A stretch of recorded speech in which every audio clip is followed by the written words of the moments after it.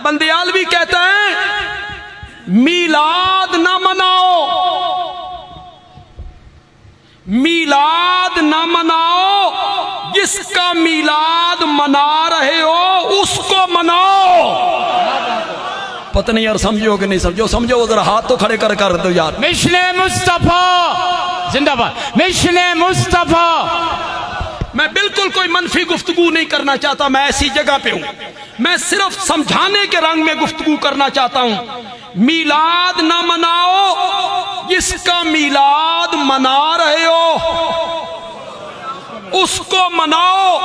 काबा के रब की कसम है, वो झंडियों से नहीं मानता, वो झंडों से नहीं मानता, वो मसनूई पहाड़ियों से नहीं मानता, वो टेम्परेरी लाइटिंग से नहीं मानता, वो जुलूसों से नहीं मानता।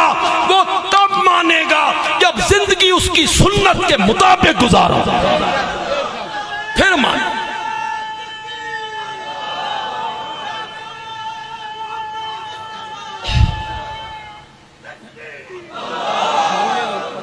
नारे दा मजा तो आया माशाअल्लाह। अल्लाह और जरूरत दे अल्लाह। मेरा नबी तब मानेगा जब तिजारत उसके हुक्मों के मुताबिक करोगे, पूरा तोलोगे, दो नंबरी नहीं करोगे, गाहक को धोखा नहीं दोगे, सौदा बेचते हुए झूठ नहीं बोलोगे, फिर मानेगा।